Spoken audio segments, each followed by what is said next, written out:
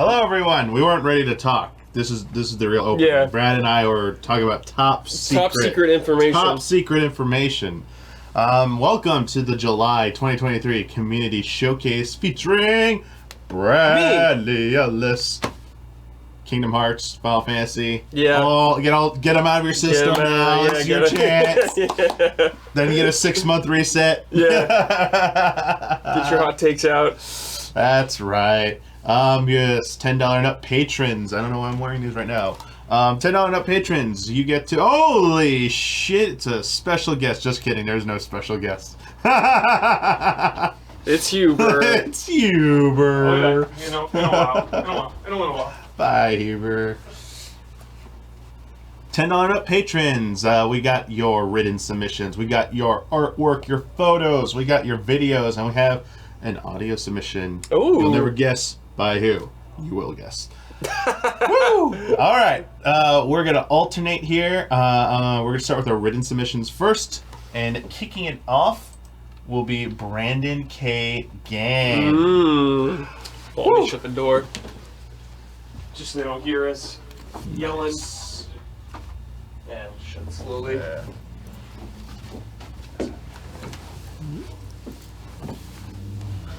All right. Since the last showcase, the majority of my free time has been completely immersed with Final Fantasy, be it 16 or 7. All right. Only briefly touching on 16 as it's still quite new. I will say I'm greatly enjoying it so far. I've gotten the hang of gameplay, and each main story moment somehow tops whatever hype sequence comes before. There is a particular plot point I'm bummed about, but it's a personal gripe, and that doesn't ruin my enjoyment of the story at large. As I write, I'm on the cusp of 4 straight days off from work, July 1st to 4th, so my goal is to have it finished by then. Oh wow, okay. Pretty ambitious, but we'll see. It's hard to gauge how much I have left because it feels like I still have a lot to go, but I've already put in what I'm estimating is 25 to 30 hours at this point. Moving on, I've also put more time into 7 content. Yes, I've watched the Rebirth trailer from Summer Games Fest even more countless times, and the Ever Crisis beta should be starting today. Yeah, it's dropped today. I don't know if it's on iOS though. I think if it's just so. Android, I don't know. I didn't check. But it's 2 books I want to discuss written by scenario writer Kazushige Nojima. I have now read for the first time. First is On a Way to a Smile, which is a collection of short stories following several characters between the events of the original game and Advent Children. It's an interesting world building of the original to provide perspective, especially considering the book is almost 15 years old, and it further fleshes out certain aspects of what happened after Meteorfall. While a good read for a diehard fan like me, it's the much newer book leaving me fascinated. Traces of Two Paths came out this past March. I got that. I still haven't read that either. Oh. And the bulk of it is split into 2 major sections. Tifa recounting her life before and after the Nibelheim incident to Red 13 while they are traveling post-Calm, and Aerith telling Tifa what her life was like growing up inside Shinra Tower and her formative years in Elmira's care when they're disguised as Shinra troops aboard the boat to Costa del Sol. While these major segments of backstory are interesting on their own, these tales are being told in the Rebirth remake timeline, so it is a couple small hints on how the party will interact in the coming game. To close, while Final Fantasy has been constantly on the brain, I did make time to watch the Nintendo Direct. Normally, I don't have much interest in most things Nintendo because I didn't grow up with the brand like many others. I was a PlayStation kid. I've only had a Switch. I won in a raffle for a year and a half.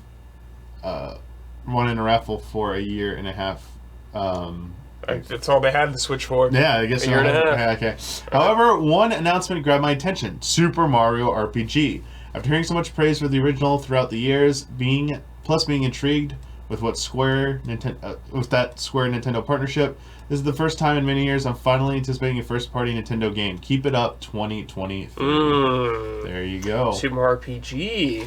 Yeah. I've seen a lot of people get excited about that game, which is very nice. Yeah. I know you especially love it. That's like probably one of your favorite Super Nintendo RPGs, I think, right? Yeah. You like it more than Chrono Trigger, right? So here's the thing. It's a personal favorite. Yeah, you're not saying you think it's a better game. You just like it more. Something I get more excited for, probably. Yeah, that's fine. Yeah. Cool, dude. That's awesome. It looks really good. Mm-hmm.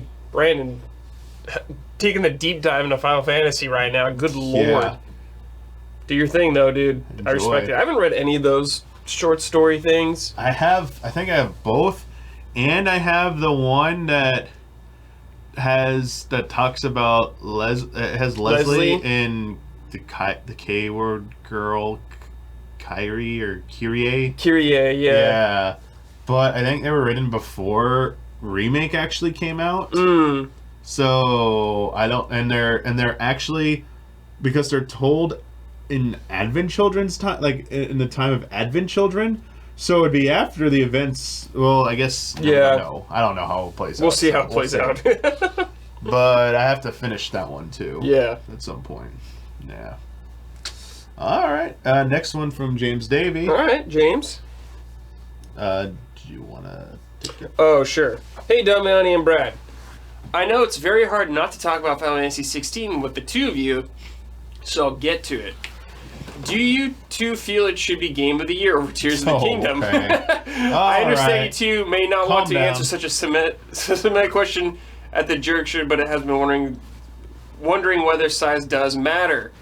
Final Fantasy 16 is a true showpiece that deserves its accolades and popularity, though admittedly I'd have liked more vibrancy and beauty early on. I understand Final Fantasy 16 offers up a tremendous sense of place, which of course would be better than seeing Clive turn up in a beach shorts and flip-flops. Well, actually, it'd be cool change from the serious storytelling. Oh, like a beach scene with Clive? I feel the more I talk about Tears of the Kingdom, the more I'd raise the ire of the community. I could appreciate Tears of the Kingdom means so much to so many, but I'd like to ask the following piercing questions to see just how big a deal it really is. Would Breath of the Wild / Tears of the Kingdom be as big of a deal if they didn't bear the Zelda name? Do Breath of the Wild / Tears of the Kingdom stand for games needing to be as big as possible to obtain the most success? Do both of them really deserve the biggest scores from critics, and does that have anything to do with the idea that because it's Zelda it gets special treatment? Would you say that certain AAA game franchises get special treatment over others, perhaps because the more popular, the more views they make from content creators? Is nostalgia the driving force behind the adoration for a classic franchise? I'll be honest, I have a very hard time with hugely popular things. Not that I don't like them, but I do get a vivid sense of some art is held aloft above other art that is just as appreciable. I would like everything to be on an even kiln, though I'll never be the case with how our culture is online. I don't really want to feel this way, but it is a constant that nibbles at my shins. I know it's best to focus on what I love and shut out the noise and celebrate the positives with others, but my mind is always looking for inequalities. It's not easy to just be content and leave everything in games, even though that's what I want. I see the games industry loves to make money off nostalgia, which is evident by all the remakes and remasters we see. Fresh IP doesn't seem to be as prevalent, unless it caters to trends and appeals to nostalgia in some way. Unique experience are for niche indie appeal, and it's hard to be the most audacious ideas to catch up on when not as many gamers will be playing them. Sorry if my ramblings come across as incendiary and blasphemous, but I felt I need to impart my thought process on this time around. Thank you for all due love and respect. Scroll up. Yeah. All right, let's go through their points. Yeah. Okay, here you go. Okay, would Breath of the Wild Tears of the Kingdom be as big as a deal if they didn't bear the Zelda name? I mean, it's hard to say. I think with Breath of the Wild and Tears of the Kingdom, they kind of changed a lot of video games and how they approached them. They were very unique when they came out. So I think the Zelda name for sure gets some eyes on it, but I don't think that diminishes the quality of it. I don't think it's necessarily getting a free pass because it's Zelda. I think it helps the sales. Yeah, of course it does. Like without the Zelda name, it doesn't sell as well as it does. Yeah. But in terms of the quality of the game, I don't think that affects it. This is the thing I don't like. I'm gonna be mean. I don't like questions like if it wasn't called Mario, would it be like not as like no shit? Yes. Like I get that, but like this is why people are invested in it because they like a franchise. There's nothing wrong with that. So like to me, the obvious answer is yes. It is slightly affected by being called Zelda or whatever. but like that's what people like it for a reason. Yeah. So like making a clone of it, that's why clones don't usually do as well, because there's no stakes. You know, it's not always as easy. That's why it hasn't been like a successful Pokemon clone. Yeah. Because it's not easy making like hundreds of different unique, cute little creatures and stuff. Like, and people already invested in like the existing Pokemon. So, I get it, but like I never like this what if game critique. Like I don't generally like even bringing it up and talking about it. Do Breath of the Wild / Tears of the Kingdom stand for games needing to be as big as possible to attain the most success? No. Do you mean like scope of the game, or the name? I'm confused by this. I think they mean the scope. Like there's I forget who I was talking about with this. Breath of the Wild and Tears of the Kingdom is doing. They're like, you don't need to do everything in these games. No, because they put so much in there because they're casting as wide of a net as possible to capture people and keep them engrossed and make sure there's enough content. I know that you don't like that word, but as a game producers, they do enough content for that person to feel like got their money's worth and enjoy the game and become hooked. This is literally like game as a service 101. MMORPGs have been doing this for like 30, 40 years now. This is how you hook people in. You can't possibly do everything, and you need to stop worrying about trying to do everything, and it's fine. Like I think it is. Now there's a critique, you can critique that and saying like it doesn't do any one of those well if you want to go there, and you could start saying like, hey, you're putting too many resources into too many things if you focused on this. But I'm not really seeing that argument being made outside of in Zelda's case. It's pretty much like the dungeons are the one thing I see people wishing like maybe spend less time on some other stuff and clean up the dungeons and make them better. But other than that, yeah, I don't think every game needs to do this. This is like, here it comes. I found a way to work it in. Raising Cane's. Oh. This is why people love Raising Cane's. Because what does it do? Only chicken. Basic chicken, one sauce. They're really good at it. So that's why you're always going to have games that specialize in other things, because they do it so well. There you go. I got it. Raising Cane's has hot sauce. I got the Raising Cane's. Oh, no. Keep that out of my showcase. I did it. Every piece of EZA content, Raising Cane's. Dude, in terms of the games deserving their scores or whatever, and it being Zelda, like, I don't know. I just think the games were really good. That's Those why. are the biggest scores from critics. That's like, that's such a weird question, I guess. It's like, if I don't know, I just gave the game what I thought it deserves, and I know when you did Breath of the Wild, you gave it what you thought it deserves. Yeah, it's not like I gave it plus 5 points because it's Zelda. I don't. I mean, I feel like it's just like, this is like, yes, this of any game. Does any game deserve its score, high or low? And it comes down to opinion. I mean, I feel like you're beating around the bush. Just ask the question: do you think Zelda games just get a higher score because they're called Zelda? And it's like, I don't know anyone who's personally done that, but I can understand a suspicion.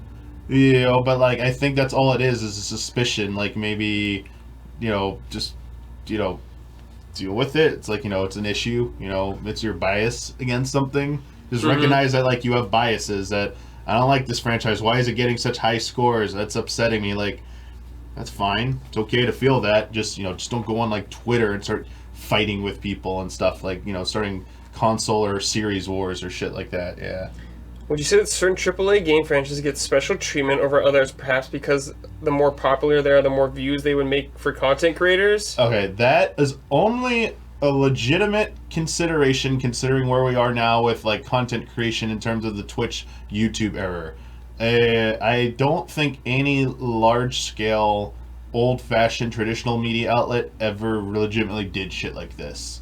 But I do think there are definitely, especially Twitch streamers, who chase trends. Yeah, absolutely. So by special treatment, I mean they prioritize it. I don't think they're treating it like critically, saying it's better or good.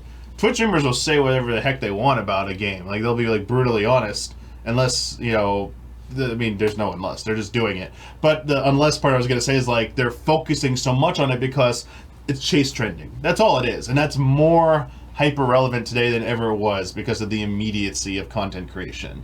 So it might feel like something's getting, like, because it's getting more attention, maybe you're equating it with favoritism, but it's just the business, and I don't see any evidence of it. I personally have not seen any evidence of it leading, like, it equating to, like, oh, people are praising it more just because it's more popular. And I see just as many people hating on Zelda and 16 absolutely. and other stuff. Like, everything that's come out this year that's been big has had its supporters and haters. So that's just how it is. Yep, and that's how it'll continue to go. Yeah. There's nostalgia. Wait. Yeah. Yeah, is nostalgia the driving force behind the adoration of classic franchises? I mean, obviously there's some nostalgia, but I don't think you can rely on nostalgia alone.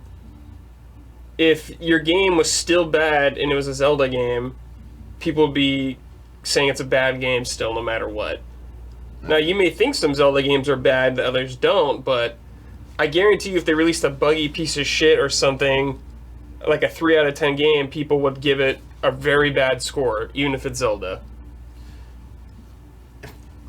This question's kind of, like, hard to answer because I feel like the definition of nostalgia, yearning for, like, the past, it's... If something doesn't exist anymore and you want it, that's, like, by definition, that's nostalgia.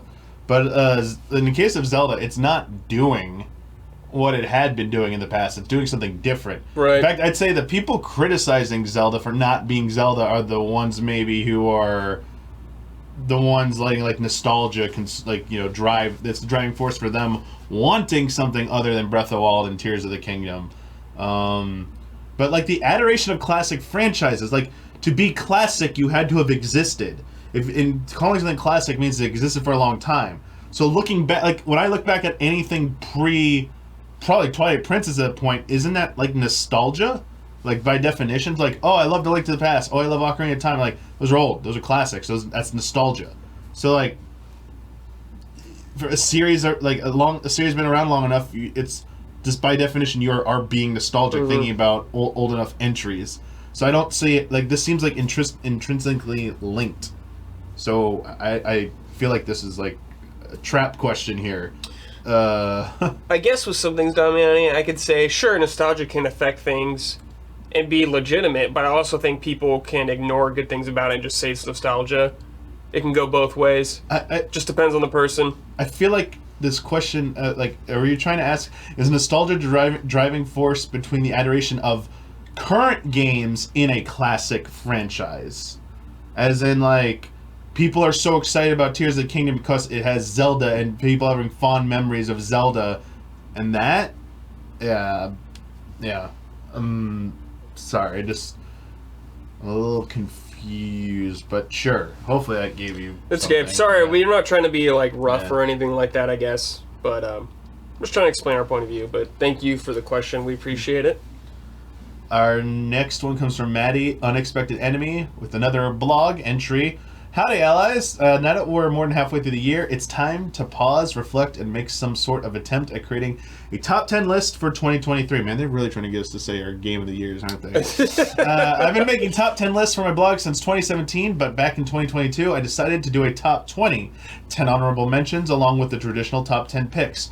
There were too many amazing games last year, and I wanted to highlight and write about as many as I could. It's looking like 2023 is going to be no different. I typically have two criteria for deciding what games make my top 10 during any given year. 1, I must roll credits, beat the game, and 2, the game must have been released during the respective year. While there's always exceptions, and I make them every year, I try my best to adhere to these rules.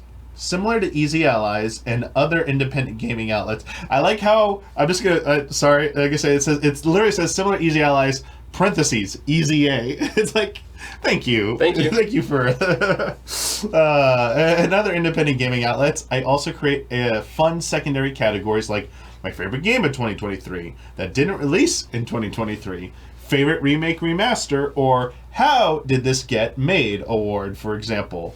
With that said, I am currently playing a handful of games that will likely break my top 10 if I finish them by the end of the year. The Legend of Zelda, Tears of the Kingdom, Humanity, Star Wars Jedi Survivor, Final Fantasy 16, Street Fighter 6, Diablo 4, and a few others. But until I roll credits on them, I won't be including them on my list. There are a bunch of games releasing in the second half of the year that could disrupt my list too. Pikmin 4, Spider-Man 2, Alan Wake 2, and Super Mario Bros. Wonder, for example. My feelings towards certain games can change on a daily, weekly basis, so take the following ranking with a massive grain of salt. Finally, I'm going to provide a brief comment or two for each game on my list. So without further ado, here are my top games of 2023 so far. Number 10, A Space for the Unbound. A slice-of-life adventure game about a bunch of teenagers living their lives in 1990s rural Indonesia. The game was released in January and has one of the best stories of the year, so don't forget about it. And tell Michael Huber to add it to his backlog. There you go. Brambles, number 9. 9 is Bramble the Mountain King, an adventure game steeped in Nordic fables and folklore where everything is larger than life except for you. If you like games like Inside or Little Nightmares, you should probably check it out. Yeah, I've heard of this one. Number 8, Never Awake. A twin-stick arcade shooter about a young girl in a coma who dislikes vegetables, dogs, her family, and the kids at school. The game takes the looping mechanic found in old-school arcade shooters and puts a nice twist on it. Ooh. Number 7, Bat Boy. It's like Shovel Knight, but instead of playing as a knight with a shovel, you're a boy with a baseball bat. When you die, the game calls it a strike. Unfortunately, there's no penalty or game over for 3 strikes and you're out. Oh, missed up. Number 6, Chia. You can fling yourself from a palm tree, glide through the wind with a paraglider from Breath of the Wild, and possess birds flying by in order to reach your next destination, all in a single action. The game is also inspired by a part of the world we rarely see games from, New Caledonia. Mm-hmm. Number 5, Decarnation, an RPG Maker game with some of the most memorable characters from any game I've played so far in 2023. Akira Yamaoka also contributed music to the game's soundtrack. Ooh. Number 4, Dead Space Remake. Stomping on monsters and tearing them limb by limb never gets old, and the Ishimura feels more interconnected and cohesive thanks to the power of modern platforms. Number 3, Resident Evil Remake. You can still suplex Ganado, but their heads don't explode anymore, ? Number 2, Hi-Fi Rush. Everything from the combat to the cinematics is on a rhythmic beat. A great character action game and one of the biggest surprises of the year from a developer you'd least expect it from. And number 1, Beta to Origins, Cereza and the Lost Demon. Platinum Games is Okamiden, and I mean that in the best way possible. I never played Okamiden, so I don't know what that means. Okamiden is like the DS. I know what it is. No, I'm telling you, it's like the DS Zelda games, gameplay-wise. Oh. In structure, they're very much like Phantom Hourglass and Spirit Tracks. In the style of how you move and like the dungeons, like the stylus. Yeah, it's closest to that. It's not exactly, but I played Okamiden at Game Trailers, and I think I reviewed it.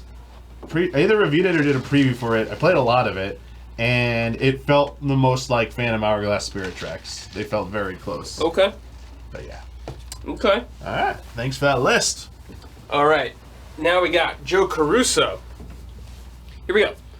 As someone that loves video game graphics and watches plenty of Digital Foundry videos and always tries to have powerful gaming hardware so my games look and run as good as they can, I find it interesting how I never really consciously noticed graphical improvements in video games in the past when the difference in graphics should have been more dramatic than they are today.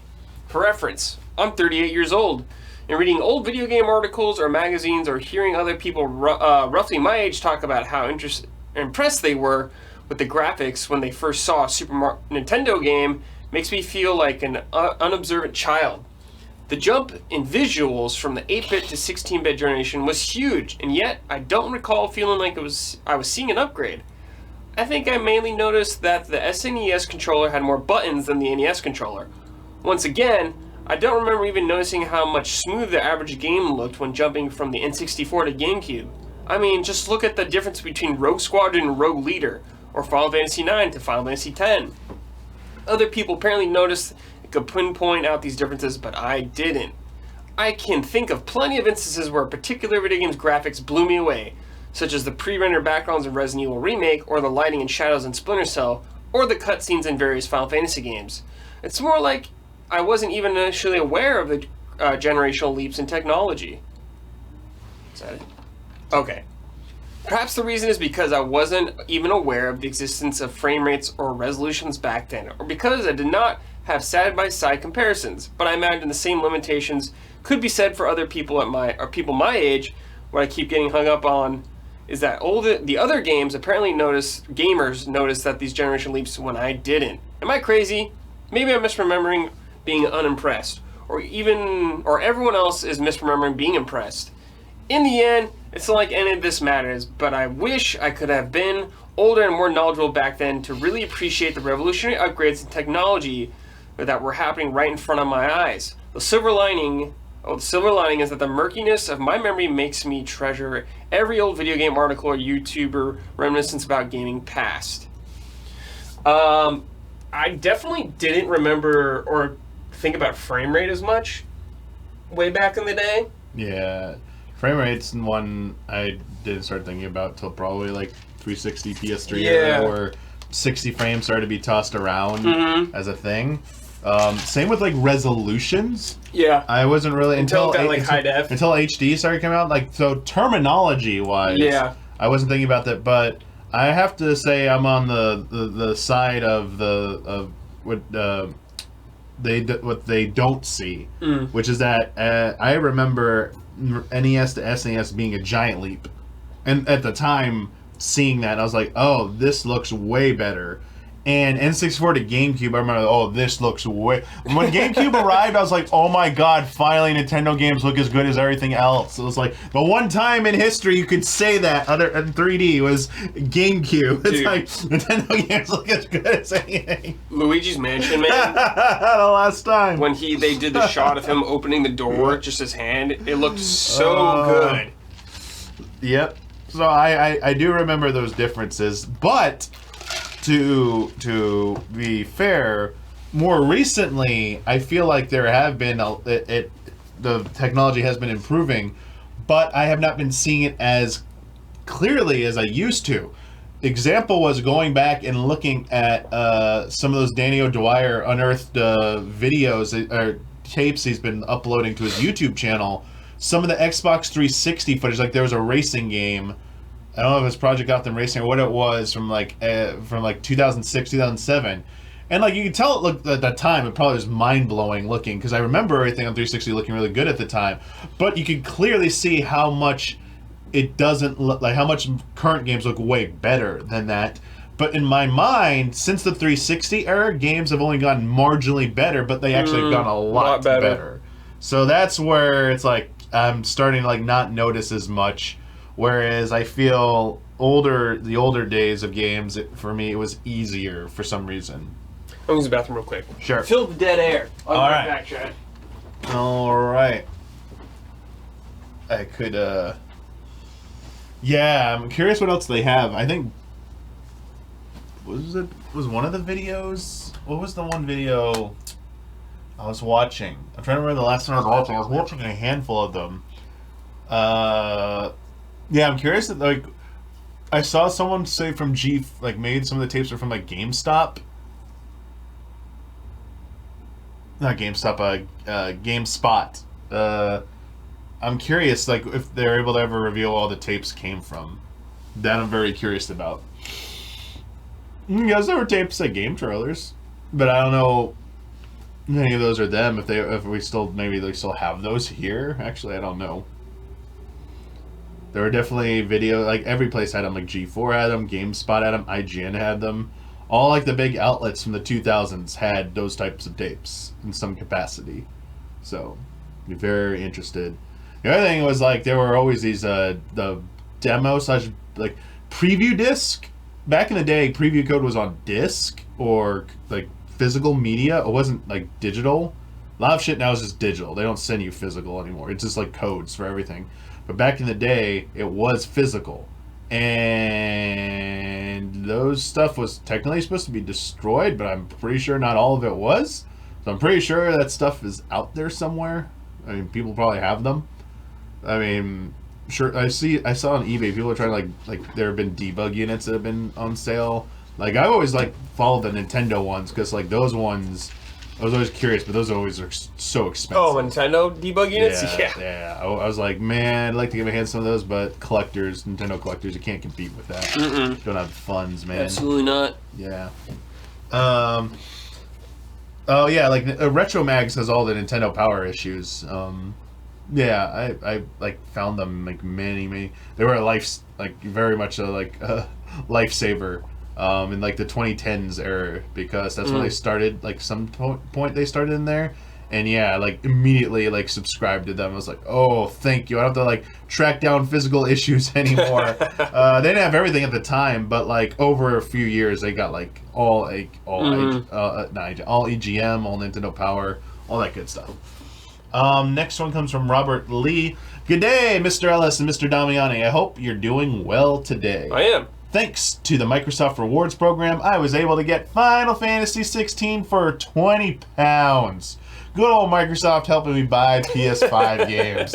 Is that an example of irony or what? So far, I'm 6 icons in and still can't settle on performance mode or graphics mode. 30 frames per second feels so dull and restrictive, but frame rate mode fluctuates so much it can feel jarring. I've noticed frame rate dips in both modes when there's a lot going on. It's disappointing because although it doesn't touch DMC5's excellent combat system, it's still really enjoyable, and I feel action games like these should be played with a solid 60 FPS.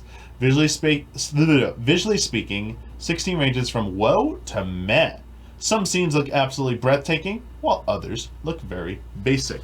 Having said that, I did have some positive things to say for a change. Alright, anything here that I think is a spoiler, I'll skip over it, but we'll go. Okay, sound is incredible. Superb haptic implementation. No sign of... I think this is okay to say, because it's... That's fine. Yeah, no sign of status ailments so far. It can be a good mechanic until you encounter a boss who are immune to everything and destroy you with it. So far, no insta-kill moves. I always hate these in Final Fantasy games. I get what they mean. Able to save the game almost at any time. Always a welcome feature. Game of Thrones and Dragon Ball Z vibes. What a strange combo. Satisfying combat. Glad it's more Devil May Cry than Souls-style combat. Some really good side quest. Some things I'm not a fan of so far.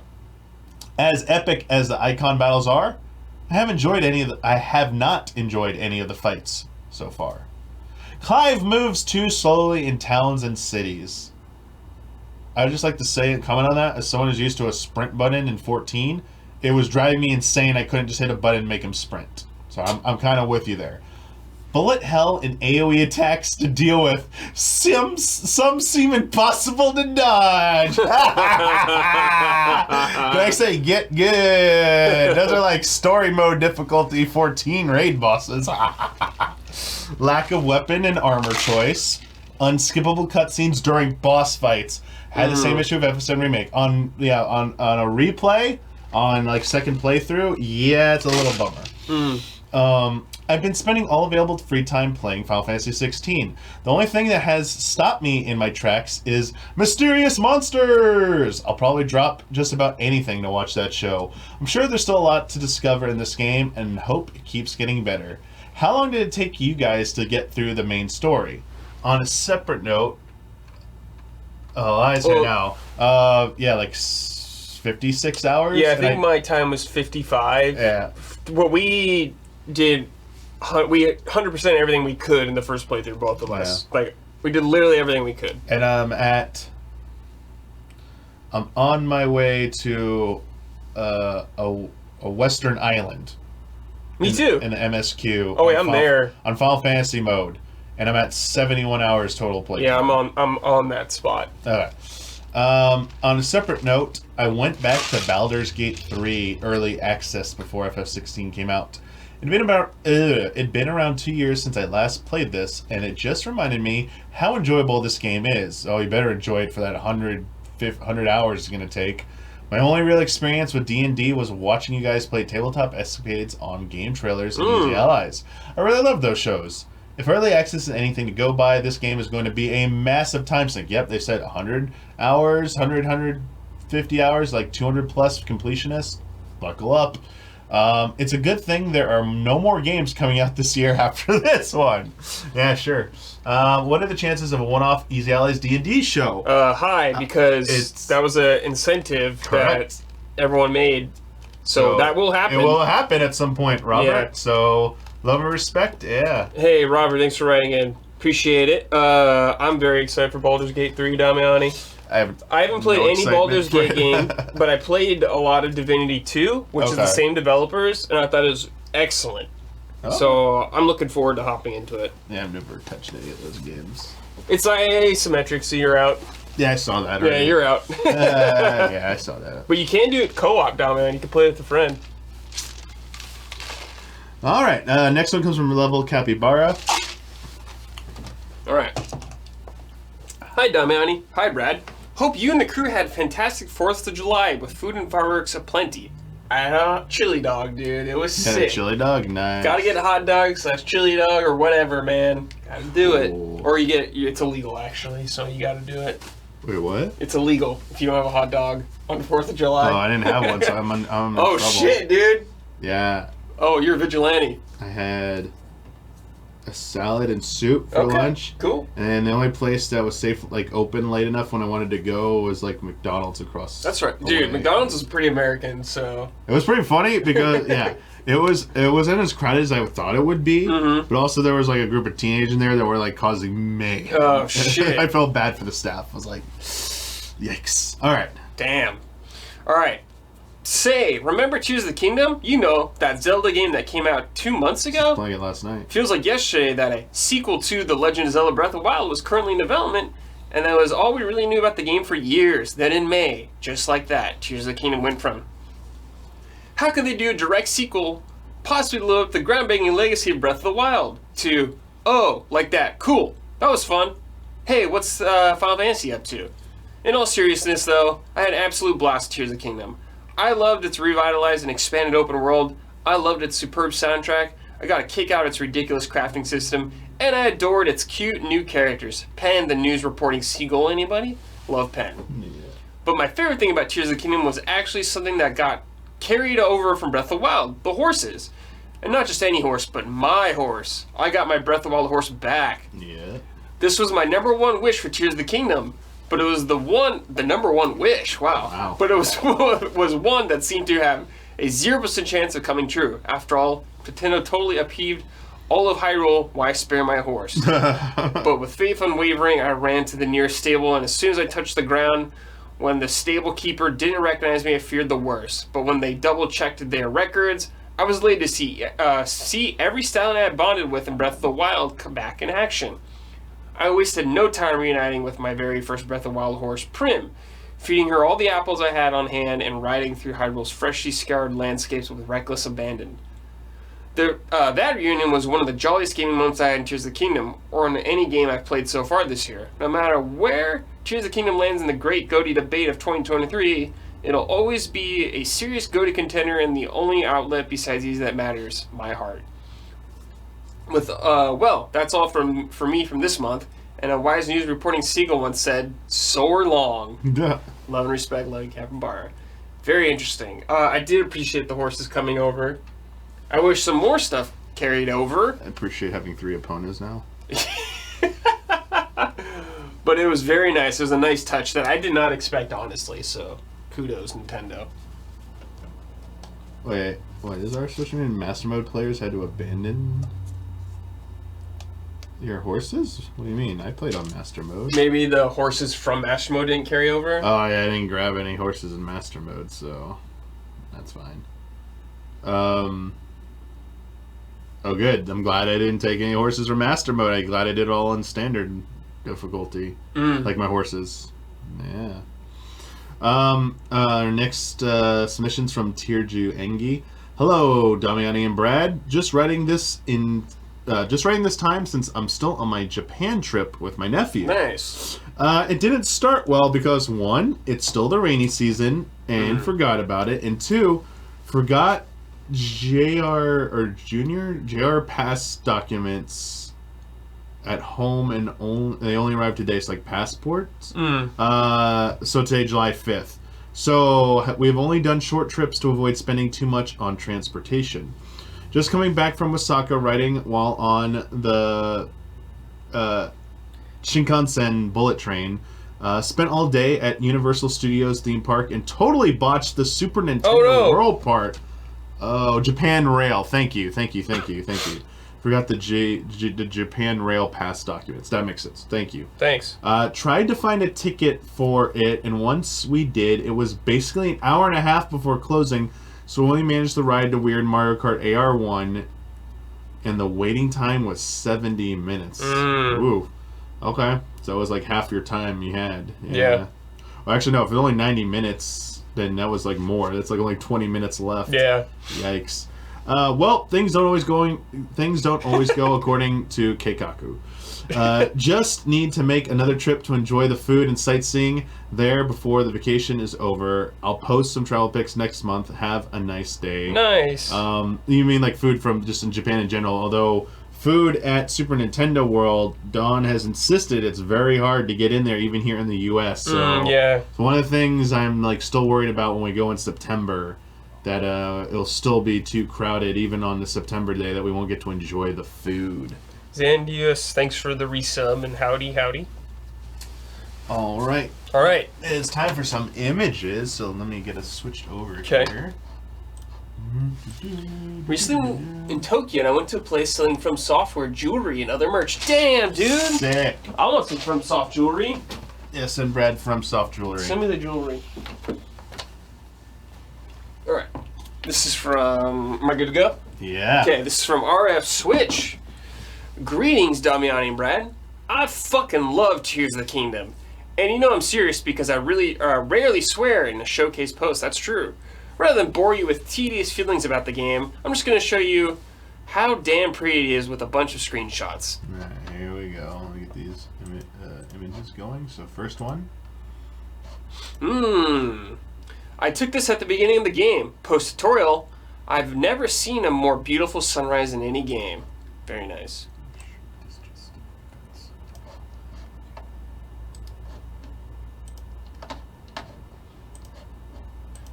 Tears of the Kingdom is an impressive game for Switch for sure.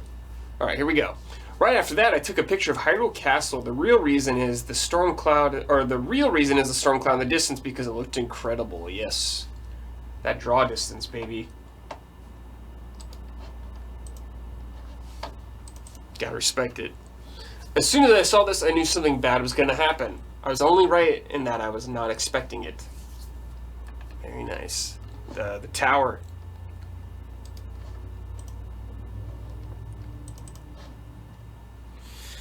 Okay. If you thought the sunrise was good, the sunsets are even better. It's some of the oil goo or whatever. My only real spoiler in all this, and I cannot stress this enough, fuck likes forever and always, but fuck this one in particular. Rotten, moldy ass stack of pancakes haunting my dreams 34 years later. Likes, man. It's always stealing the shield, man. Mm-hmm. They made them look very terrifying. Yeah, they sure did. I saw this in the distance and immediately noped the hell out of there. Gleeoks are one of the most terrifying bosses in Zelda history. Instincts told me to run.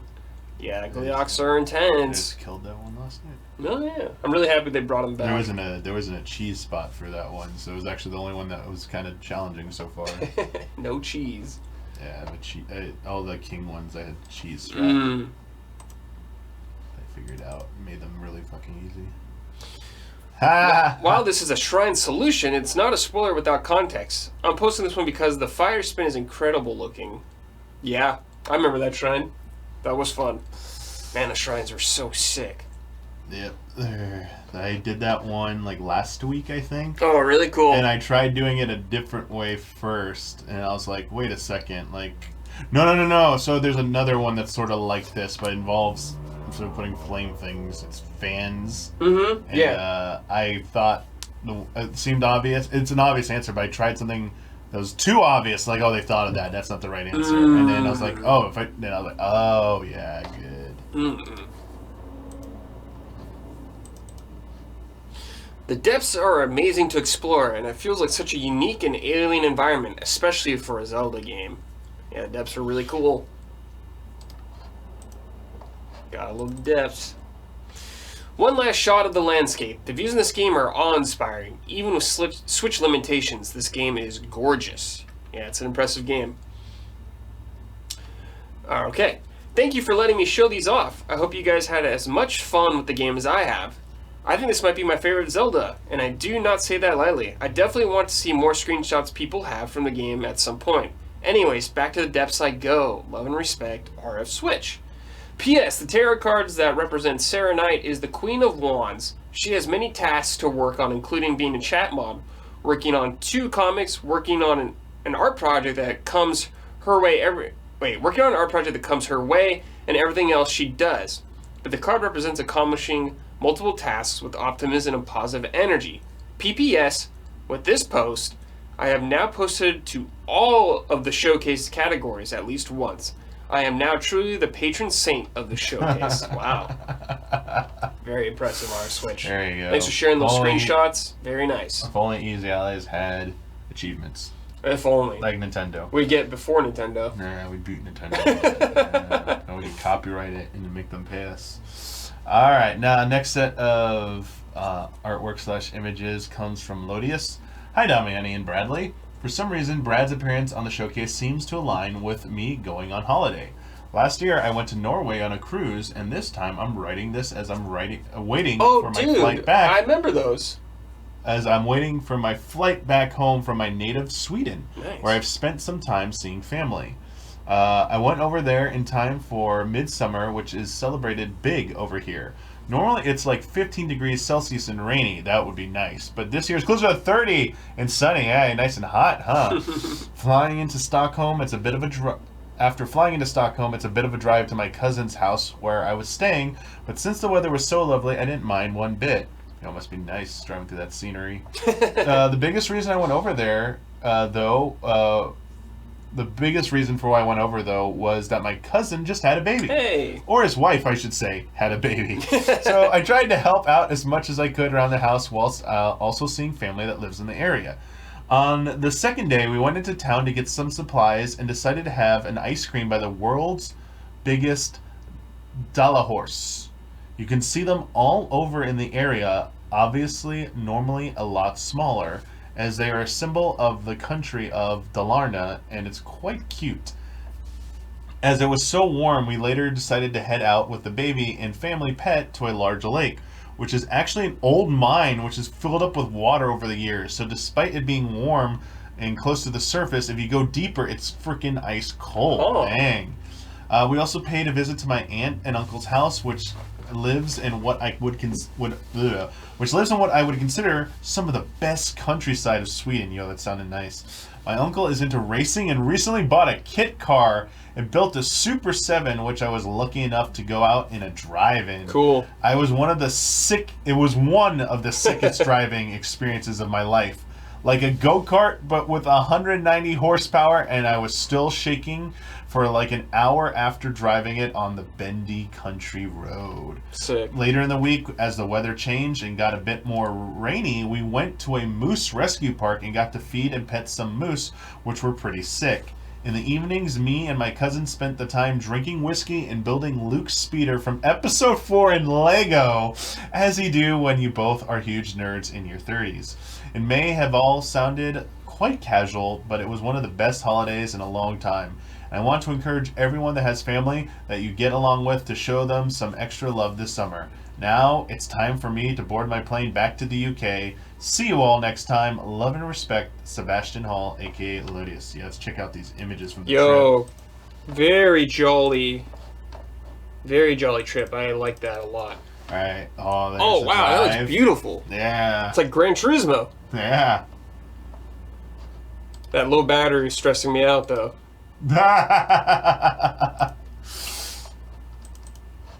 Oh, very nice. Nice. Very jolly. Love that. Very jolly. Oh, there's a... That's funny. Yeah. Very cool.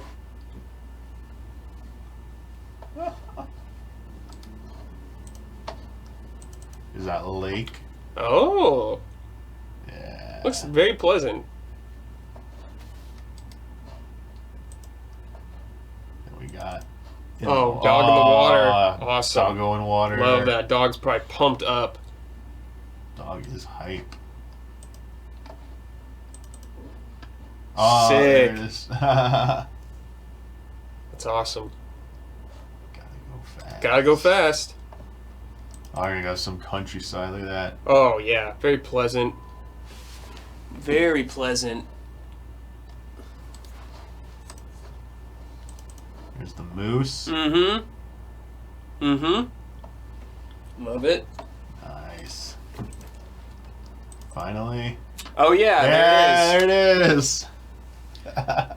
The only thing I don't like about that Lego thing is the speeder seems way bigger than the Lego characters, so the proportions don't seem accurate, is what I'm saying. Sorry. But it looks really sick.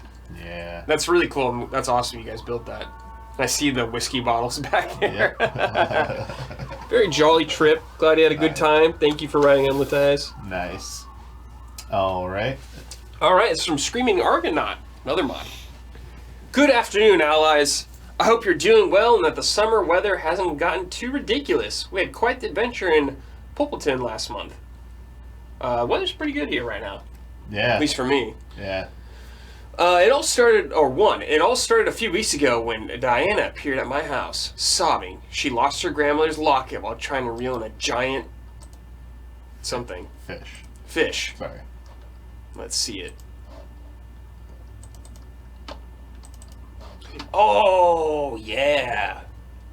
I love that little library you got going on. That looks really cozy.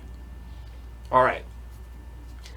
I visited Captain, hoping for a lead. He said a ferocious great white shark had been spotted nearby. Ooh. Oh, Captain, dude. Awesome. To hunt it down, I gathered a top-tier crew. Let's see this crew. Oh, yeah, looking good. Dude, sick that's a pirate seaworthy captain crew. outfit. That is awesome. Yeah. I love that. Number 4. Our metal was quickly tested when we were attacked by a pair of sea creatures. Ah! Oh, dear. Dear Lord, those crabs. Yeah. No, thank you. Nope. Okay, number 5. However, nothing happened for the next few days. The crew eventually got bored and staged a mutiny. Oh, God. Just because they were bored? Oh, no. You got locked up. Oh, and he's wearing your outfit now. Damn. Number 6. That night, I was woken by Phoebe yelling that we had found the shark.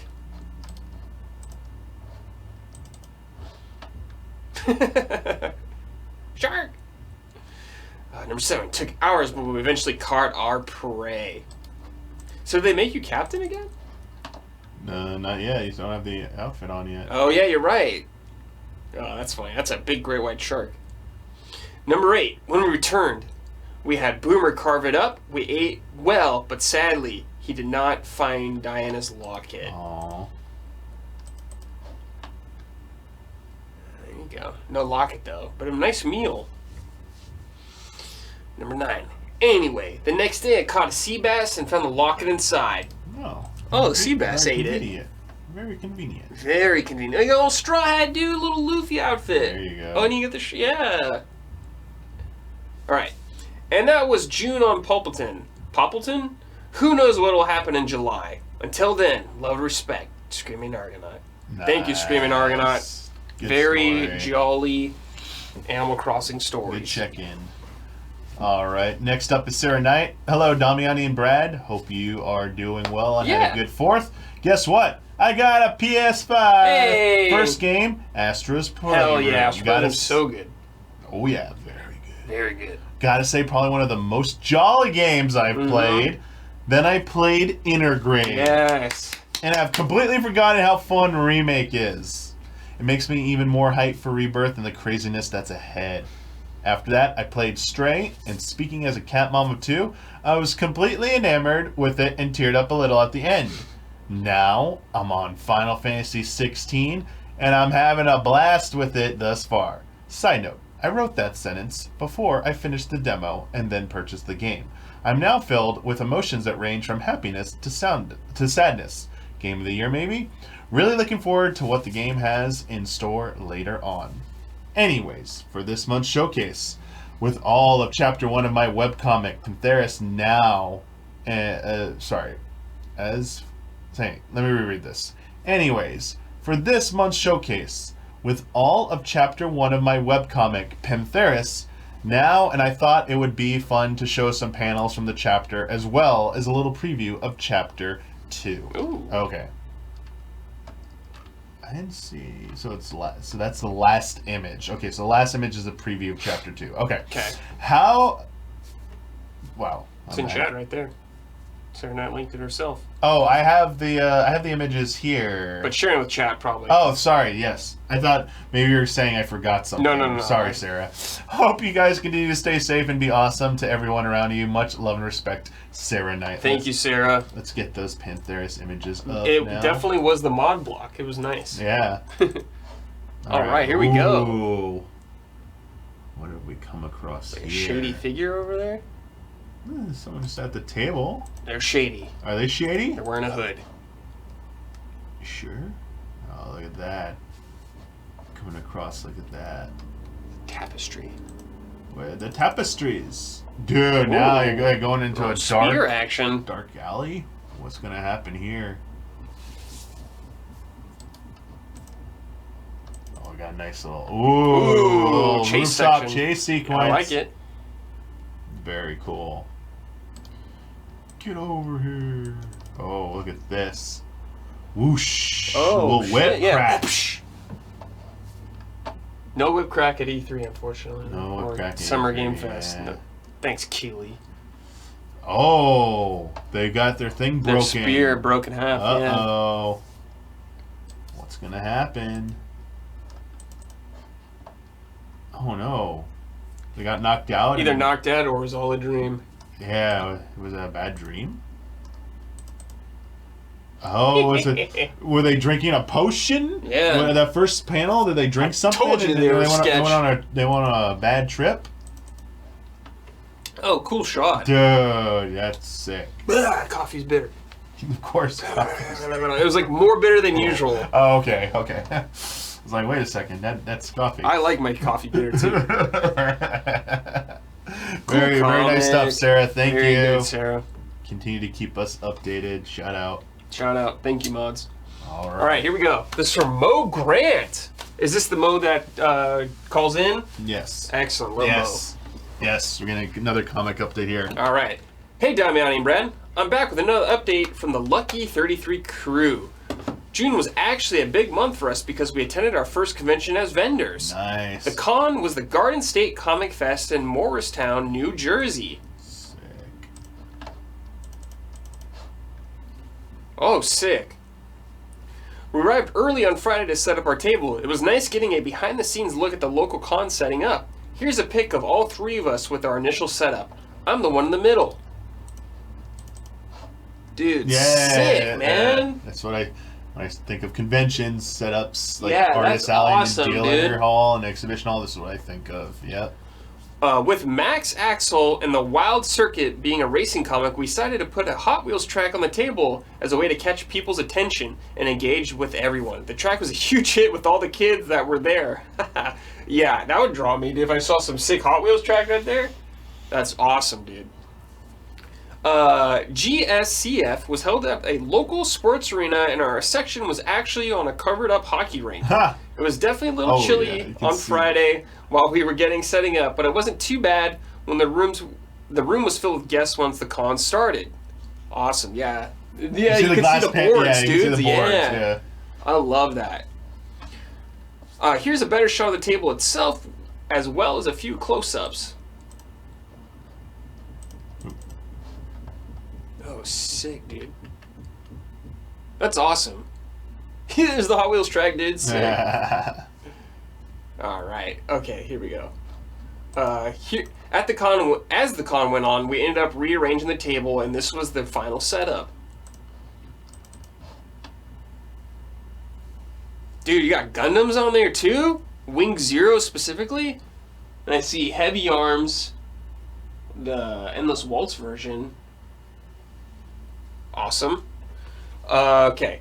The left side of the table was pretty much dedicated to Max Axel and had the Hot Wheels track, copies of Max Axel comic, the Max Axel art book, trading cards, art print, air freshener, window decals, and keychains.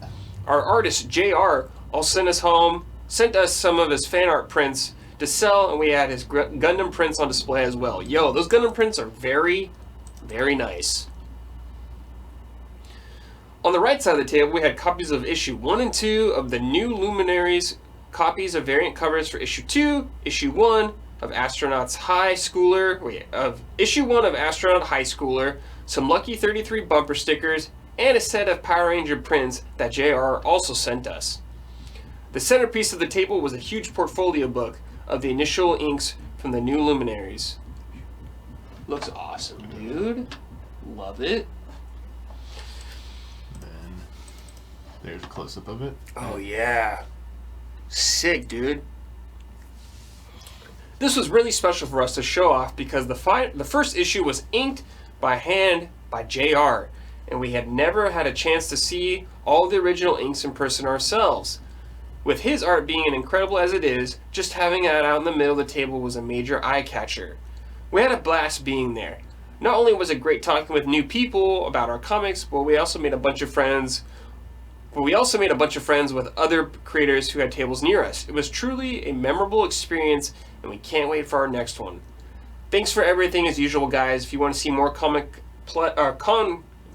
pics, plus more updates on books, you can follow us at Lucky33 Comics on Instagram.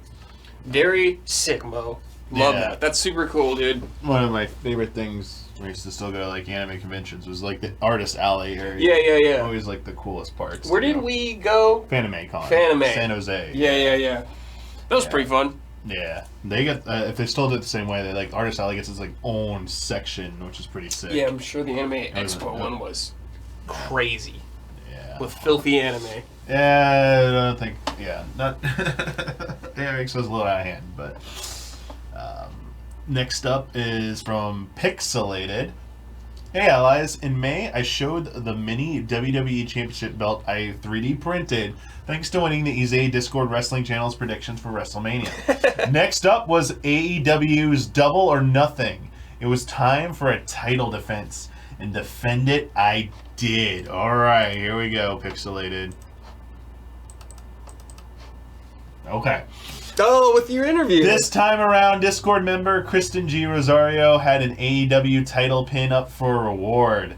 This is more simple design with only a printed belt. But I did manage to get the gold buttons on it. Great timing on the showcase this month as my new printer just came in. Love it, dude. So that's the AEW one right there, right? Yep. That's 'cause it's WWE. Yeah, yep. Nice. Great Bowser also. Bowser Lego. Alright, this is the Prusa MK4. Just sounds like a freaking Kojima Metal Gear thing right there, dude. I'm not lying. Like, yeah. That's a brand new version of the MK3S I currently use. Not a huge upgrade, but its new features are exciting, and I figure I can resell the old one as it's still a great system. Quick explanation on the Haribo bag. It is tradition for these kits to eat gummy bears throughout the build. Each section ends with instruction to eat some. Weird. Really? What? Gummy bears? Okay. Gummy bears? Alright. Sure. Alright. Gummy bears. I don't know. Gummy bears. Controlled or something? Go eat them. I mean, I think you're messing with me because you just eat them yourself, right? Yeah, right? yes. I think I finally Yes. got it. I'm a little You slow. got there. First stage done is the frame.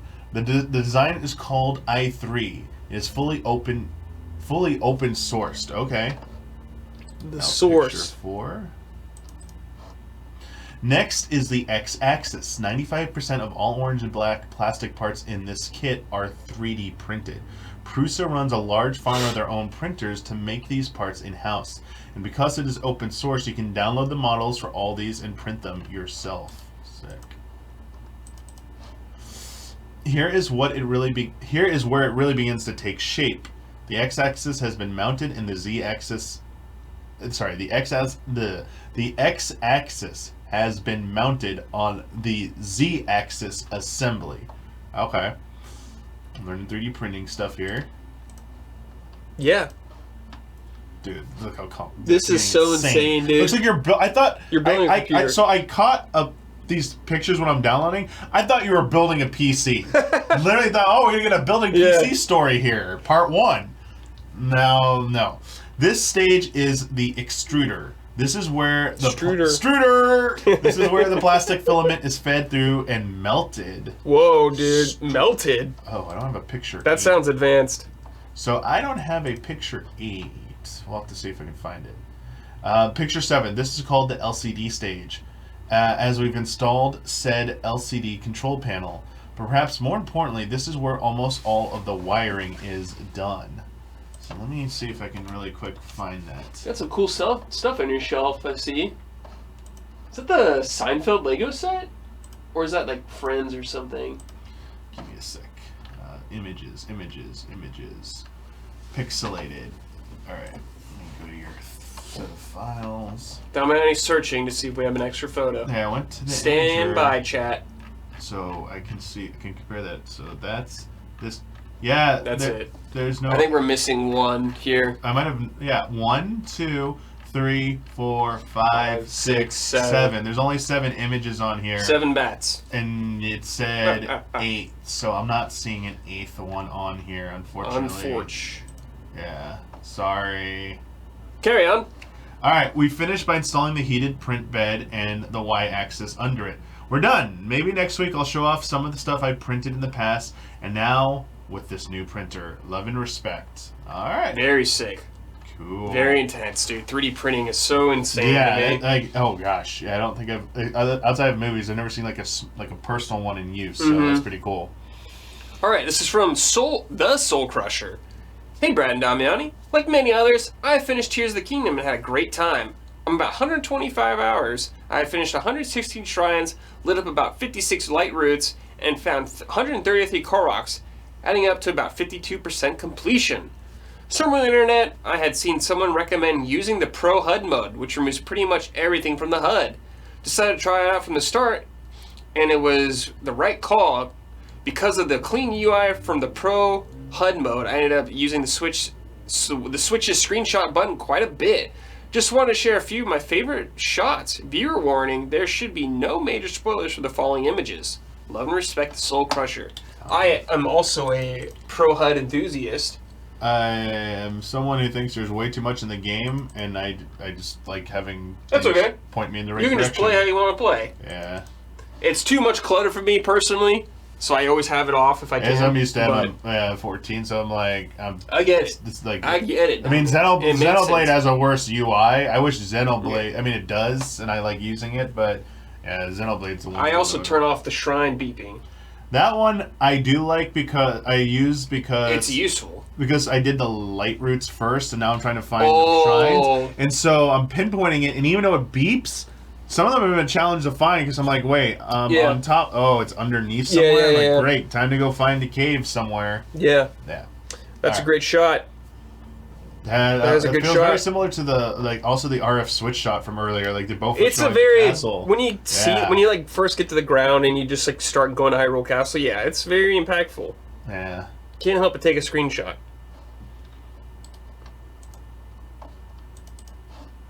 Oh yeah. Wow.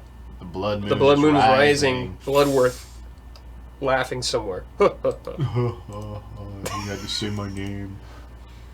Nice. Oh, sick! You got the oh, I remember that helmet. Okay, actually, never mind. I don't have that helmet yet. I remember. Very cool. You're near the Death Mountain underground. Yeah. Love the lava down there. Down to the depths. Mm-hmm. Yep, down the depths again. Walking up to something ominous. Here we go, another. Oh, a very nice shot. That's right by the sunrise, and then our switch had a sunset. Yes. Oh, we should have gone. We should have I should have planned this and done back and forth with these. This would have been really good. They're standing on Terrytown somewhere.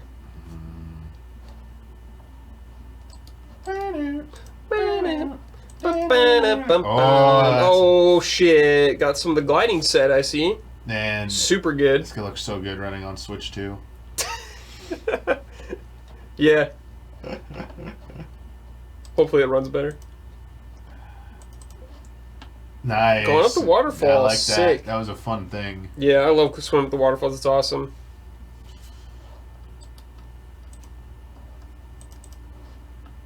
Oh, that's Tom Hyrule Castle. Yeah. Yeah. Oh, I should do it this way so I don't accidentally change the wrong one. Good shot. Ooh. Ooh, very nice. Down the light, shining bright. Yeah. That's a cool effect. Very good screenshots. Yeah. Yeah.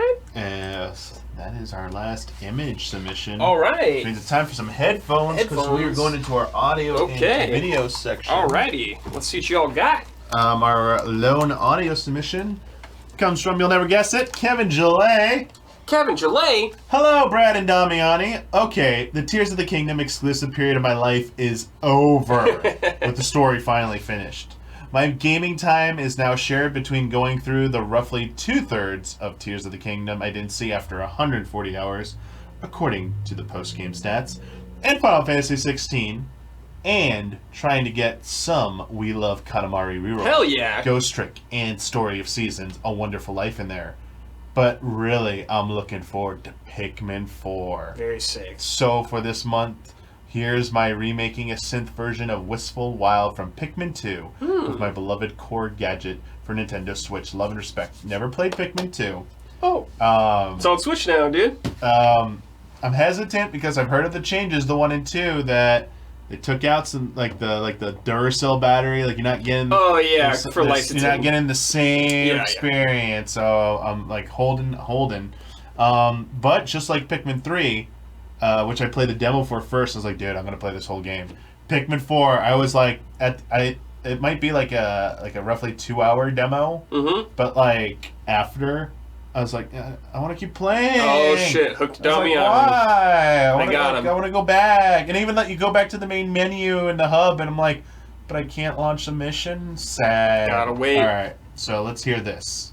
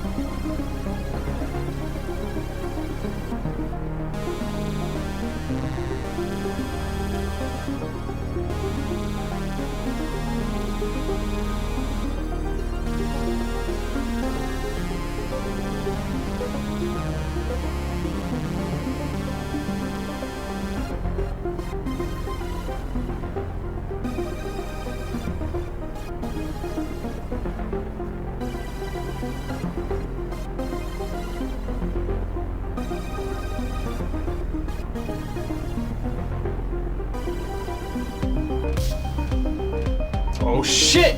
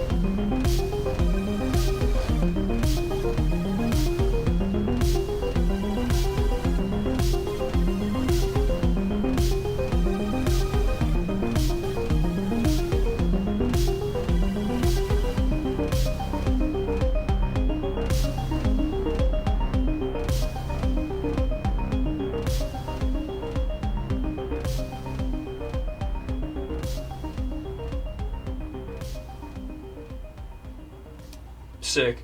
Very good. Very nice. Very cool, dude. Thanks. Way to go, Kevin. Getting that Pikmin hype going. Dominion's getting pumped up for Pikmin 4. There we go. I have Pikmin on Switch. I gotta play through it. That's the only one I've ever beaten, is the original. Nice. Alright, that brings us to our last segment, the video. Oh, Alexander submissions. Zirinoff! Yeah, Alright. as usual, Alex is up first. Alexander Zirinoff. This me? Guess what? Our regulars can guess what? Oh, yeah. Apex Legends. It's Apex Legends, baby. Apex Legends. You want me to read? Yeah. Is this my turn? Okay. It's from Alexander Zirinoff. Hello, allies. I'm continuing highlighting Apex Legend characters, and today we'll talk about Newcastle. Jackson Williams was raised to serve in armed forces, as did 4 generations before him. Throughout his childhood, he held strong kinship and friendly rivalry with his little sister, Anita. On the day of their graduation, the siblings learned that their oldest brother had perished in battle. Worried that Anita will go rogue, Jackson applied for a transfer and became her commanding officer. In the following battle, Anita got seriously wounded. Realizing that this fight was lost, Jackson ignored direct orders and evacuated the crew. When she awoke, Anita confronted Jackson about his treason, and then saved him when an officer arrived to execute Jackson without trial. Several years later, explosion tore their ship in half, and the siblings got separated. Jackson refused to contact Anita to keep her safe from the military, still looking for him. Under a new name, he settled in a small town, got married, and became a father. One day, Jackson witnessed a gang killing local hero and mediocre combatant Newcastle. Upon learning that Newcastle sold off the town to pay off his debts, Jackson decided to secretly take Newcastle's identity and join Apex Games to earn money. In his very first match, he was recognized by Anita, who fought him in the games for years in Bangalore to find her search for Jackson. Soon, Anita's close friends learned Newcastle's secret too. In terms of gameplay, Newcastle is a support legend, which grants you extra healing items and extended supply bins, and enables the entire squad to craft teammates, respawn banners, and replicators. Thanks to his passive ability, Newcastle shields teammates he's reviving and can also move them during the process. This allows you to revive in the middle of a fight those who got down in the open. Also, Newcastle is big, which makes him an easier target, but grants him additional resistance to enemy attacks. His tactical ability is a movable energy shield that can be freely passed through, but can't be shot through. The shield can also be used to advance on enemies' positions, safely heal or reload without losing sight of opponents, or as protection against potential snipers. With his ultimate ability, Newcastle leaps to an ally or target area and slams down, knocking back opponents and creating a wall that, until it runs out of energy, stuns enemies trying to climb over it. This allows you to fortify open areas, protect ambush teammates, or quickly move to higher ground. However, opponents can destroy your defenses or attack from unprotected angles, so you need to consider your surroundings when you try to hold a spot. I like playing as Newcastle because I enjoy helping my teammates or my team to survive. In this video, I've tried to highlight his ability as well as his interactions with Mirage, Wraith, Bangalore, and other legends. This is just a small taste. The game has much more than I could possibly show in just 3 minutes. Alright, let's do this. Alright. One more time. He's like RoboCop. Master, start whining and I'll turn this whole drop around. Oh, don't No, let's look at land me there. like that. We were just playing around, mate. Together, we have this. To battle. Yes. Here to save the game with extra supplies. That loot. Oh, that's cool. I really like that. Mind if my protector steps in?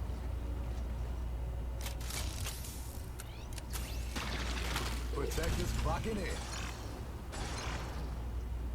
Broken enemy shield. Reloading. Need to recharge my shield. Shield like wall like that's always so good. That is sick.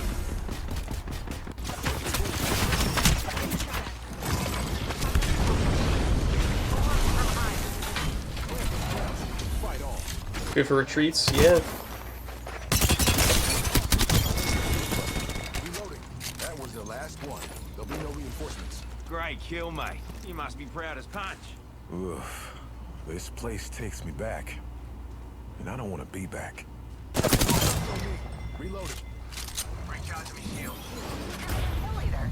Congrats. Kill leader. I don't know how you feel about it. Oh yeah, nice job, guys. You know, we should all go out for pork chops. Who's up for a treat? Mirage, right? Thanks again. Wit's just fine, stranger. Wink. I know your name. Thanks, Mr. Witt. Hey, we know each other well enough for first names. Jackson. What? Hey, keep it down, all right? Thanks. Many thanks to the man who is definitely Newcastle. Thank you. Oh, and your secret's safe with me, Jack Castle. Jack Castle. New Jacks. Thanks, Witt. Thanks, Newcastle. You're welcome, Renee. Glad we can help each other. Jury is still out on you, but you're welcome. You can relax. Your secret's safe with me. Got a helpful streak, don't you? I help where I can. Thanks, I guess. They got me. I'm down. Ring countdown. Need a... bang the Morse down. You gotta talk. Eventually. Come on. We gotta get you home in time to tuck in the kids. I'm sorry. Thanks for the help. Thought you'd leave me to fend for myself. You're welcome. Oh yeah, gotta show that win. Yeah. Get the emote going. Oh yeah. Oh yeah. Wait. That's his teammate. Oh, okay. I was like, wait a second. What was that nonsense? Very sick. Yeah, very good. Next video comes from Danky King. Hey allies, there's a guy in my area who will make a song with lyrics that you send him for free. Oh. And he will send you a fully recorded track, usually by the next day. Wow. He goes by the famous Sandhogs. I highly recommend checking out his YouTube channel and submitting some lyrics to him. Anyway, I sent him an audio clip I sneakily recorded of my friend Joel telling about his playthrough of Prey 2017, which I'd been begging him to play for years, and this was the result. Okay? Yeah, I still need to play Prey someday. Alright. Let's check this out, Danky King. It's on the docket.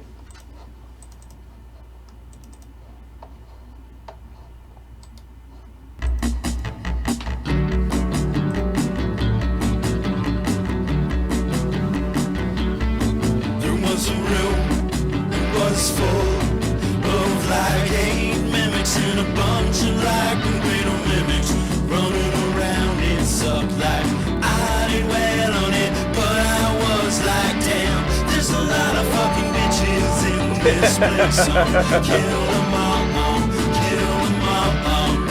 There's a lot of fucking bitches in this place. So kill them all.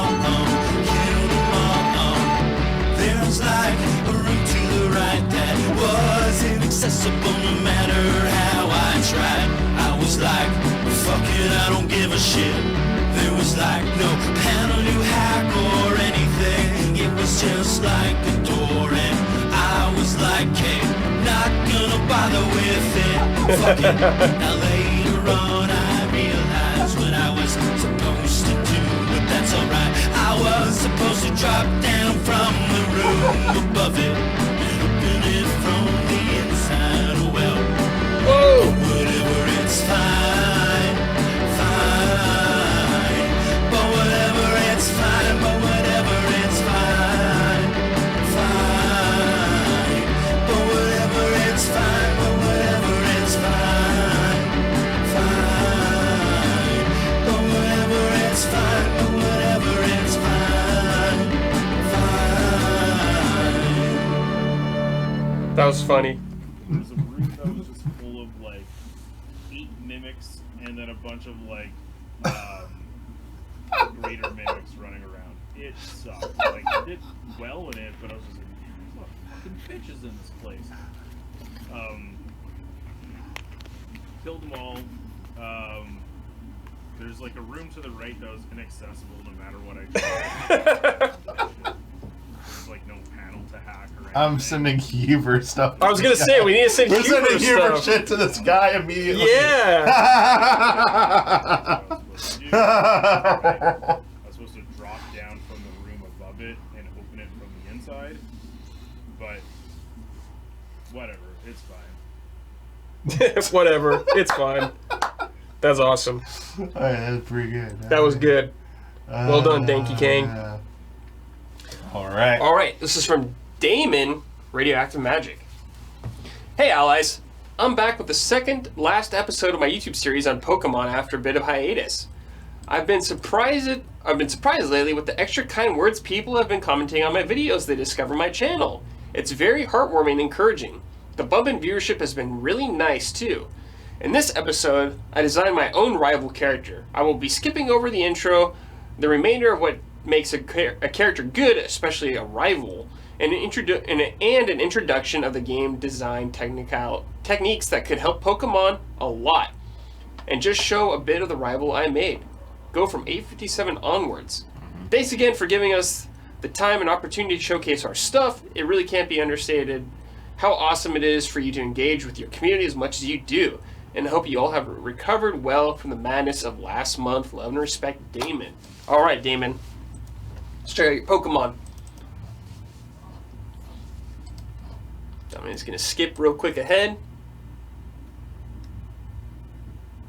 Oh, wait, sorry. Went too far. No prob. Just stand by. Roger.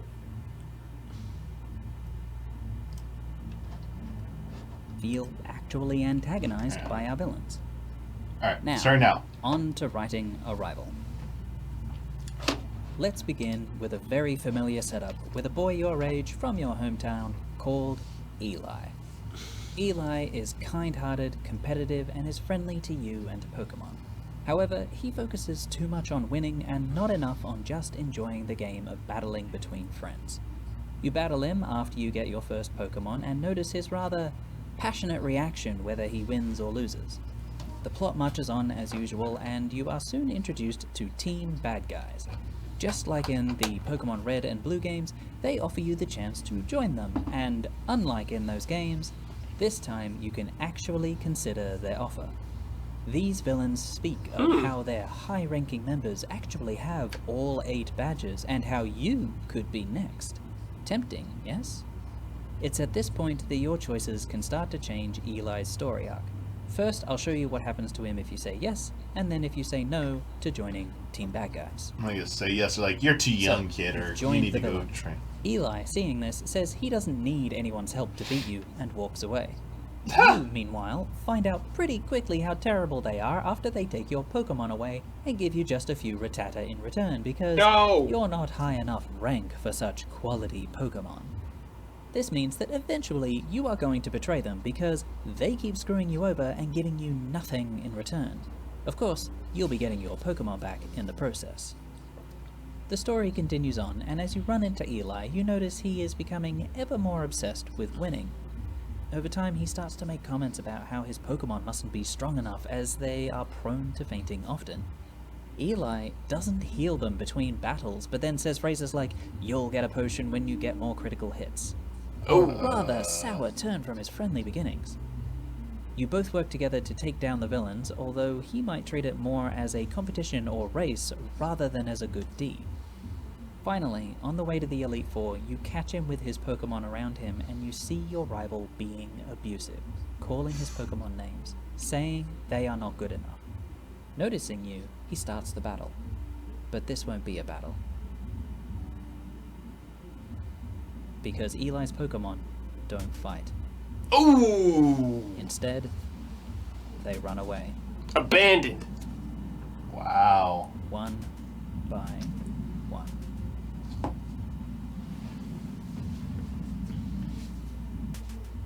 Oh, Pikachu! Wow. Darkest Pokemon game right here. Just kidding. There's So way darker Eli's stuff. journey as your rival ends here, just before the Elite Four. He never challenges you again. You can find him back at his home, surrounded by the Pokemon that ran away, apparently successful in convincing them to give their trainer another chance. But he doesn't do battles anymore. Upon learning how wrong he was, Eli removed that which cost him his Pokemon, his drive to be the best. Perhaps Eli trades that dream in, wanting to be a better understudy for the professor, at least for the time being. right. I like that arc. That was good. Yeah. That was a cool arc. Yeah, that was sad. Nice job, Radioactive Magic. Yeah. Very nice video. That was very good. Good visuals. Next video comes from Mellow Fellow. Hey, Damiani and Brad. When this game dropped recently, I just knew I had to review it. A definite GOTY contender that I think a lot of people are overlooking. Hope you enjoy it. Love and respect, Mellow Fellow. All right. When you say a definite GOTY contender that I think a lot of people are overlooking, I think of Dawn bringing stuff to Hall of Grades. Yes. Let's see what you got. Let's see this game, baby. I'm sure it starts from the beginning. Yep. Here we go. McDonald's! Oh my god! No, not the Grimace game. The game industry has seen a good number of icons Oh, rise shit. to stardom, like Mario and Sonic. And this year, a newcomer has entered the spotlight in Grimace's birthday. Oh my Don't worry, god. this game won't go stale, providing multiple Oh styles shit, you of did a play. fucking One dark minute you're slide? playing a 2D arcade skater, and the next you're running and jumping across rooftops in a silky smooth platformer. What can't this big old I don't lovable think guy of do? Silky Smooth, I think of Grimace. Wait, is this a real game? Yes! And you play it on Game Boy Color. What? Yeah. Level is Dude, I want to play this. Provide only the best for its customers. The branching paths and the skating levels. Look, he's really give doing you a the dark freedom to slide combine your almost. combos in Dude. whatever way you'd like, putting even some Tony Hawk games to shame. Though Yes. the controls are a bit tough to handle when playing on mobile. We definitely recommend a controller for a smoother skating experience. The later levels are no pushover either, providing relief from the intense skating action. Grimace runs, jumps, and floats his way across rooftops, avoiding the many critters and pitfalls in his way. Getting hit or falling will reduce your score, while collecting milkshakes will raise it. And more importantly, make good old Grimace happy. Look at that cutscene. SMH, oh my god. Oh no, who wrote this game? If it's very short, this could be a best game to beat in one night contender. Oh. With such solid gameplay, the story Hey, holds who's up that? as well. Grimace is having a birthday party at the famous Golden Arches, but with his friends missing, it's up to him to find his burger-loving pals and get them back to the party before it's time to blow out the candles once and for all. Was it a hamburger? The splendid soundtrack will have you humming along to its catchy tunes.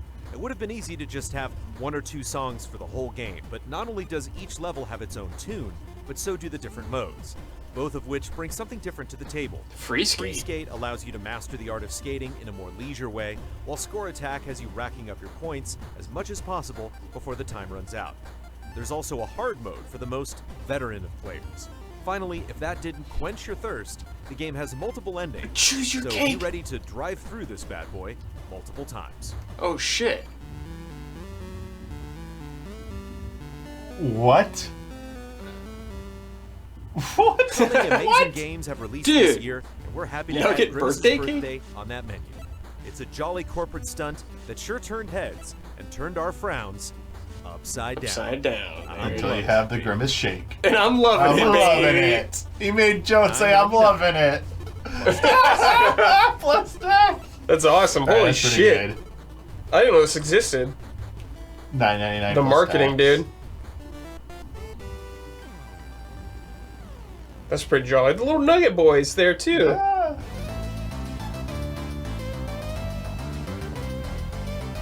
Those Sonic rings back there. Brandon Jones. I know that guy.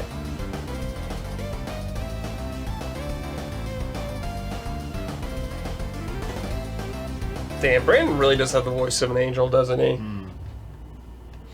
It's just so good. All right. Last submission All for right, today. Nick Gothic. Hello, Damiani. Hello, Brad.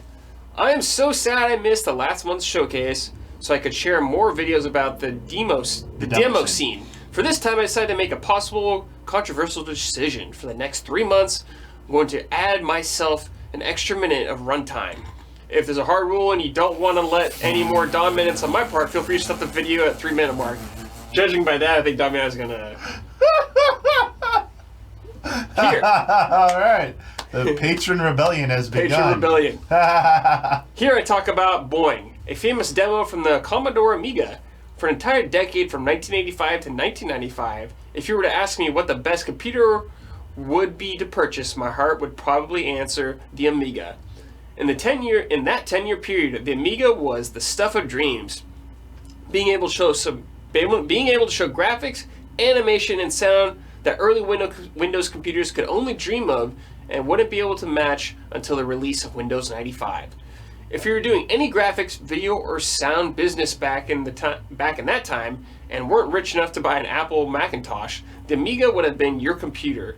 It was a true Polaroid computer, offering so much capability and fidelity for relatively cheap, and every small or aspiring movie editor, studio, or TV network had to have one of these babies to edit films and TV programs.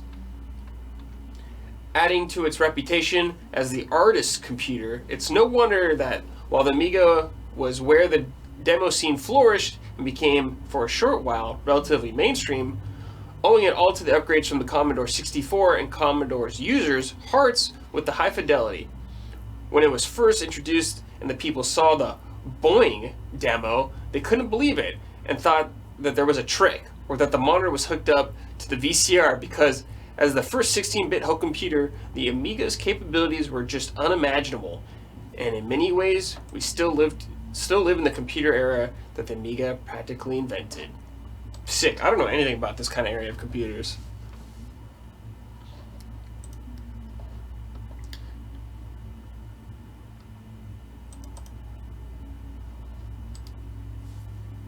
Let it play. I see. 51 seconds. It's the last one. You can let it play. All right. 1984. Las Vegas is being hosted a consumer electronics show, the one-of-a-kind fair where all the latest in computer technology will be showcased. There are rumors around that in the corner there is a brand new home computer made by Commodore, the very next generation that will succeed the Commodore 64. Witnesses say of the spectacular animation, colors, and sound it was able to show. There was a checkered ball that bounced around like a basketball, with a crashing sound of slamming on the floor and rotating smoothly in beautiful colors. Cool The animation. crowds were amazed. There was no other computer with sound that realistic or animation that smooth, and everybody who missed it out wondered when this new computer, called the Amiga, would hit retail stores. The Amiga was a considerable advance than the C64. It had 256 kilobytes of RAM, video RGB output, a massively increased color palette of over 4,000 colors, Wow. a new operating system with a mouse and window function, just like the Mac OS, 4-channel stereo sound, and also courtesy of the Macintosh, 3-inch floppies with 880 kilobytes per side. In here you see the operating system called the Workbench, and it precedes the look of modern Windows systems. The Workbench came with various built-in and useful apps like notepads, a calculator, a clock, and, interestingly, a text-to-speech program. I apologize, I'm really tempted to try it out. Whoa. Love and respect. Love and respect. Subscribe to the Easy Ollies Patreon. Easy Ollies! Kyle smells like goo-goo. Dude, true. That made you happy. Okay, enough. We're here to look at demos. So fortunately, That's a I fact. have a diskette prepared on which you can find the fabled Boing demo. I will load it, and interestingly, nothing happens. Except the mouse cursor is now a single pixel though. Wow. Whoa. What? Holy shit. This is how the Boing demo activates.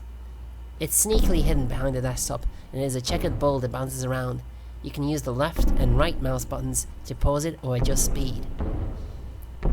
The genius of this demo is that it can run undisturbed in the background while you can do other things on the Amiga. This demo requires no CPU usage, and it only runs in loaded and looped procedures in the graphics and sound chip. The demo mixes the usage of several bit planes, the ball being 3, the background being 1, and the shadow being 1. The entire demo utilizes 32 colors, but to achieve the cool scrolling effect, many of the 32 colors are actually duplicates of each other.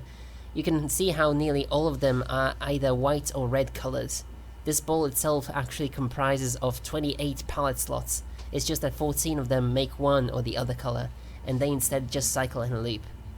Lastly, since the ball itself is a separate image, it can move just by being given a screen offset, an X and Y from the top left of the screen, and move across it. Every time it hits a wall, there's a distinct thunderous sound.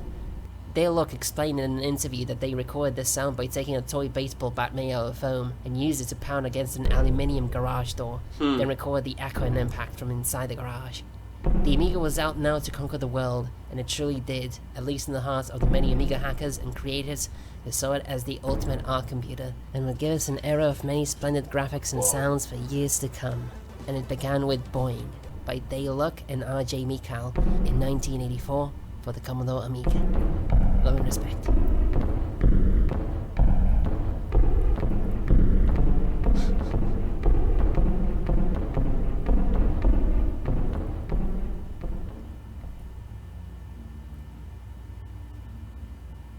Stop bouncing. It did. Keep bouncing. That was sick. That's really That was cool. really cool. I didn't know anything about that. That was awesome. Thanks for educating me. It's like the precursor to like Rubber Duck demo and the bathtub, like all the graphics demos we ever see on the consoles. Thanks, Nick. Yeah. That was sick. That was really cool. Is this like maybe like also could this be like the first GPU stress test game demo too? Maybe, dude. Like stress, yeah. Maybe. Yeah. Thank you. That was really cool. Very good. Thank you so much. Good job, everybody. Yeah. Give yourself a round of applause. Very Thank good. you. Before we go, I want to say thank you to everyone submitting to these showcases. I really appreciate it. I know everyone else does too. And thank you to Damiani for putting this all together, getting all this set up. I know it can take some time, but I appreciate Damiani doing it. So give him a clap also, that big Damiani. What a guy. All right, Damiani, go ahead. Yay. All right, we'll see you next month with our Switch. Who is it supposed to be? Do you know? We haven't had our meeting yet, so I don't know who it is. Someone. Isla. Isla. Hey, all right, it'll be for August, for our August community showcase. Look out for that post asking for your submissions. That's right. And yeah, we will be back a little bit later in about 2 hours ish for the podcast. Yeah, it's gonna be probably a long one. Oh, well, this wasn't as long as I thought. I know, and but Blood said he would trim out anything without initials by it, so I'm like, We'll hoping see. it actually, because I thought it was the rest of the year. I'm like, oh my god, we're gonna be here till midnight. Just summer. So it's just summer games. So you know what? Actually, not too bad. Yeah. The next quarter preview is gonna Might be be the a little nightmare. crazier. It will be like a 4-hour podcast. And after that, this won't be live, but Damian and I were going to shoot the Final Fantasy 16 spoiler mode, finally. So we'll Yeah. get that up probably sometime tomorrow or the day after. So please be excited. Be excited. All right, everyone. We'll be back in 2 hours. Thank you again, and we'll see you later. Bye. Bye-bye.